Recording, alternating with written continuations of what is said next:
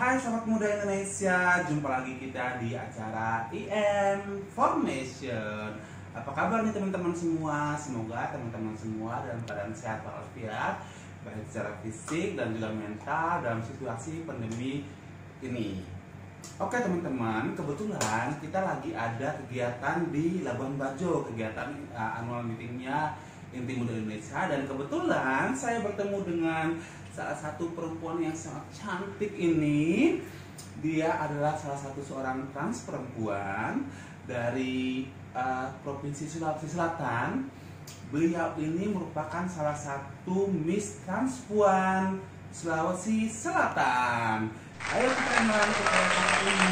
Silakan Kak Ririn. Terima kasih. Halo sahabat muda, perkenalkan nama saya Ririn. Saya dari Makassar. Apa kabar Makassar? Bagi-bagi Ji. Nah, tadi kan kita sudah kenalan nih. Jadi teman-teman, kalau kita berbicara mengenai Makassar ataupun Bugis, itu sangat erat kaitannya dengan budaya bisu. Pasti pernah dengar kan? Atau belum pernah dengar sama sekali apa itu budaya bisu? Yuk Kak Ririn mungkin bisa coba menceritakan sedikit budaya bisu itu apa sih? Oke. Nah, teman-teman, di suku Bugis atau di Makassar, di sana itu kita masih mempercayai ada 5 budaya. Yang pertama 5 gender. Yang pertama ada Orowane, Mapundrai, Calabai, Calalai, dan Bisu. Nah, apa itu? Coba bisa dijelaskan nggak Kak? Oke. Kalau Orowane ini adalah orang yang terlahir dengan penis, tapi ketika dia tumbuh besar dia masih mengidentifikasi dirinya sebagai seorang laki-laki. Begitupun sebaliknya Mapundrai. Kalau Calabai, orang yang lahir dengan penis, tapi ketika dia tumbuh besar dia mengidentifikasi dirinya sebagai seorang perempuan. Begitupun sebaliknya Calalai. Calalai juga orang yang terlahir dengan vagina, tetapi ketika dia tumbuh besar dia mengidentifikasi dirinya sebagai seorang laki-laki. Nah, yang terakhir ini Bisu. Bisu ini adalah dia itu merupakan pemangku adat pada zaman dahulu, dan dia itu sangat berperan penting pada saat upacara-upacara kerajaan pada zaman dahulu gitu. Dan sekarang Bisu ini masih ada, tapi sudah mulai tergeser karena adanya kelompok-kelompok fundamentalis yang masuk di Bugis gitu. Jadi ini Kak Ririn, tadi kan Kak Ririn menjelaskan ada 5 gender tuh. Nah, kalau yang paling erat kaitannya atau yang paling dekat dari 5 gender itu sama teman-teman trans perempuan itu apa? Kalau berbicara kedekatan itu kita tuh sinkron dengan Bisu ini. Oh, dengan Bisu ya. Berarti di Bisu itu sangat lekat dengan budaya trans perempuan saat ini. Karena masyarakat dulu masih mempercayai, orang-orang yang dulu itu masih mempercayai bahwa Bisu itu dia adalah seorang transpuan. Dan Bisu itu dia itu semacam memiliki apa ya, ilmu-ilmu gitu, Kekuatan ya, jadi punya sebuah kekuatan. Dan orang menganggap bahwa Bisu itu nggak boleh dilengsarkan begitu.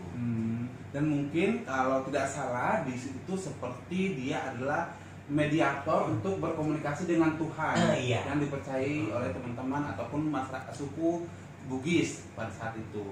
Nah, kira-kira Kak Ririn, dengan adanya budaya Bisu ini, kira-kira ini tuh berdampak nggak sama pengalaman hidup Kak Ririn sebagai seorang trans perempuan? Mungkin dari proses penerimaan jati dirinya Kak Ririn, atau proses coming out sehingga diterima di keluarga, bisa diceritakan nggak Kak? Awalnya sih gini ya, kalau soal Bisu, keluarga gue itu masih nggak paham, dulunya itu masih kurang pengetahuan soal Bisu ini. Nah, sebelum saya coming out, tentunya saya harus coming in dulu bahwa ketika saya menentukan jati diri saya, maka setelah saya coming out saya akan tahu bahwa ini sesuatu hal yang akan saya temui pada saat coming out gitu. Tapi mungkin saya beruntung ya, keluarga saya mendukung saya sepenuhnya dengan ekspresi saya yang seperti ini, dan kenapa saya berani untuk memperlihatkan ke mereka bahwa inilah saya, karena saya ini ada pegangan gitu bahwa memang dulu ada sejarah bisu itu. Dan hari demi hari keluarga saya sering bertanya, kamu ini kok seperti itu gitu. Nah, pengetahuan-pengetahuan saya yang saya dapatkan soal bisu itu kemudian saya sharing ke dia, dan akhirnya dia bisa mengerti. Dan Dia ini maksudnya keluarga Kak Ririn ya. Nah, jadi teman-teman seperti itu ya, bahwa di Indonesia ini banyak sekali budaya-budaya asli Indonesia yang sangat erat kaitannya dengan kehidupan teman-teman trans perempuan atau transpuan, yang mana dahulunya budaya-budaya itu sangat mendapatkan tempat dan juga merupakan bagian dari budaya Indonesia. Jadi ada orang yang mengatakan bahwa budaya transgender itu adalah budaya barat, itu salah ya teman-teman. Jadi teman-teman harus banyak baca, belajar sejarah, belajar budaya, sehingga teman-teman tidak memberikan perspektif yang negatif atau teman-teman memberikan stigma negatif teman-teman trans perempuan. Karena memang sesungguhnya bahwa budaya trans perempuan atau transgender itu memang sangat erat dan lekat dengan kebudayaan masyarakat Indonesia pada zaman dahulu kala. Nah, kira-kira Kak Ririn, menurut Kak Ririn nih, hal-hal apa saja sih yang Kak Ririn lakukan selain tadi yang Kak Ririn menyampaikan bahwa memperkenalkan budaya begitu-begitu kepada keluarganya? Mungkin Kak Ririn bisa menceritakan proses lebih detail nggak? Bagaimana awalnya Kak Ririn mulai menerima diri, terus bagaimana pertama kali untuk berbicara ke orang tua. Nah, proses-proses itu bisa diceritakan lebih ini Kak. Jadi harapan kita, apa yang pengalaman Kak Ririn dapatkan atau Kak Ririn alami itu mungkin bisa menjadi pertimbangan untuk teman-teman trans perempuan di luar sana yang ingin mencoba untuk coming out atau membantu mereka untuk proses penerimaan diri mereka. Awalnya sih semenjak saya kecil, saya itu memang suka bermain dengan perempuan. Nah, setelah saya lulus SMA, saya mulai memberanikan diri untuk coming in bahwa saya nggak nyaman dengan penampilan saya. Saya itu ingin seperti apa, teman-teman yang lain gitu, yang bisa leluasa mengekspresikan dirinya. Tapi karena apa ya, budaya patriarki yang masih dianut oleh keluarga atau masyarakat di suku Bugis itu sangat apa ya, sangat membuat saya kayak takut begitu. Tapi dengan saya berteman dengan teman-teman yang sudah menampilkan ekspresi yang feminin, saya bisa mengambil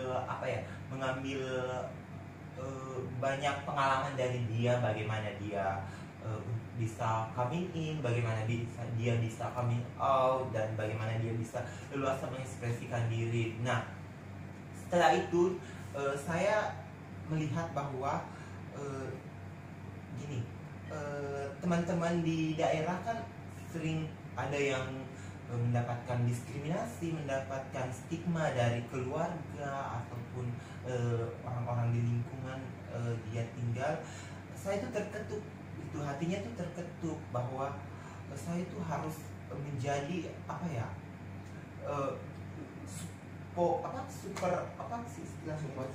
support system mereka. Saya itu harus belajar bagaimana bisa mengubah patriarki ini. Nah, saya akhirnya di suatu hari ada kontes ini, beauty pageant. Saya mewakili kabupaten saya. Beauty pageant ini dibentuk oleh satu organisasi di Makassar. Dia fokusnya di advokasi.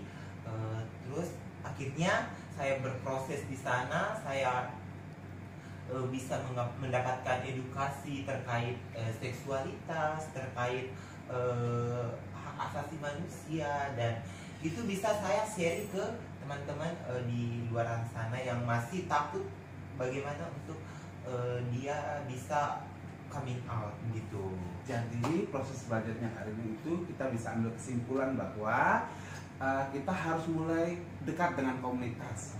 Kenapa? Karena dengan kita mulai dekat dengan organisasi komunitas atau organisasi yang menaungi teman-teman komunitas, kita akan lebih dipermudah untuk mendapatkan informasi-informasi yang komprehensif, sehingga bisa membantu kita dalam proses penerimaan diri kita, ataupun proses coming out, ataupun proses kita membuka diri terhadap identitas gender kita. Nah, terima kasih banyak Kak Ririn atas sharingnya. Semoga semua informasi dan juga semua hal yang kita diskusikan ini bisa memberikan dampak baik untuk teman-teman yang di luar sana. Dan harapan kita adalah kita tetap saling menghargai satu sama lain dan juga selalu memberikan support terhadap satu dengan yang lain. Oke Kak Ririn, sekarang kira-kira Kak Ririn ada nggak sih harapan Kak Ririn terhadap teman-teman trans perempuan di luar sana, atau mungkin Kak Ririn punya beberapa masukan-masukan ataupun tips-tips untuk teman-teman trans perempuan muda yang ada di luar sana? Harapan saya ke depannya semoga tidak ada lagi stigma dan diskriminasi terhadap teman-teman trans, dan untuk teman-teman trans, you are not alone. Tetap positif, jangan takut, selagi kita tidak mengganggu mereka, jangan menyerah. Terima kasih Kak Ririn. Oke teman-teman, jadi jangan lupa untuk like, comment, subscribe, dan juga share semua informasi yang ada di YouTube channel Inti Muda, karena pastinya kedepannya itu akan ada banyak sekali video-video menarik yang akan diberikan oleh Inti Muda Indonesia. Terima kasih. Bye.